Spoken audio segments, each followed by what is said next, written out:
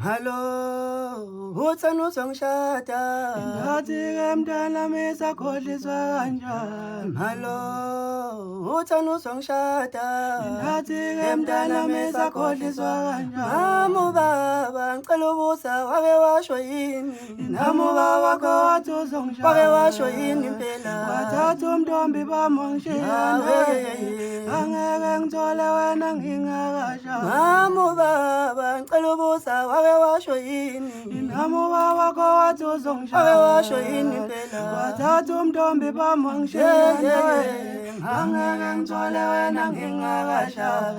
Hello, uthando uzongishada. Ngathi-ke mntana misakhohliswa kanjani? Hello, uthando uyongilobola. Ngathi-ke mntana misakhohliswa kanjani? Mama ubaba ngicela ubuza wake washo yini? Nami ubaba wakho wathi Wake uzongishada. washo yini impela? Wathatha umntombi bami wangishiya naye. Angeke ngithole wena ngingakashadi. Mama ubaba ngicela ubuza wake washo yini? Nami ubaba wakho wathi Wake uzongishada. washo yini impela? Wathatha umntombi bami wangishiya naye. Angeke ngithole wena ngingakashadi.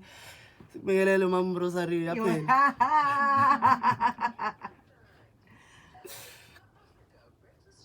Wathatha umntombi bami Yebo. ngangeke ngikuthole.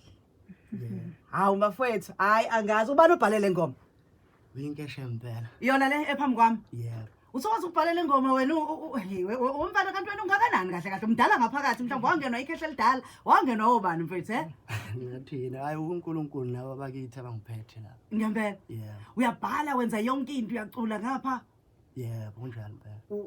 Bese bekulekelela ke ekuproduceni noma nawe nalapho futhi ubambe iqhaza ekuproduceni. Hayi producerni ke bangilekelela. Aha. Khona ngisebenza nabo e-studio ngiyaye ukuthi ke ngibhale ingoma bese ngifika e-studio ngirecord bangishayela insimbi khona.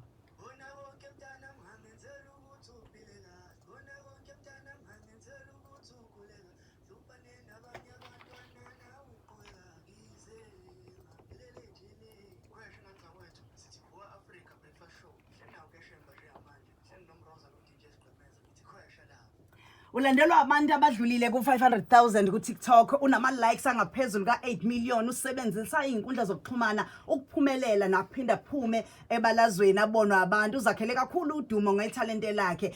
Insizwe sencane la isikhuluma naye bathi uNkeshemba iningi liye laphatheka kabi kakhulu engangenanga kulelo luhlu elukhona njengamanje lwe-top 10 kushuthi lengoma ehlukanisa unyaka ka-2025. Yize kunjalo bathi simthanda kunjalo. Siyakhalalisela mfowethu ngethalente lakho umfo kaNkeshemba.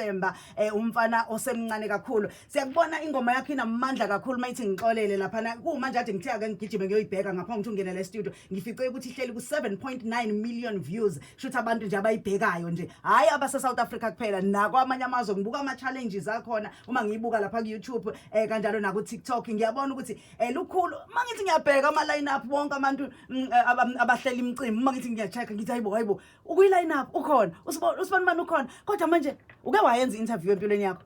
Yebo ngeke ngayenza interview.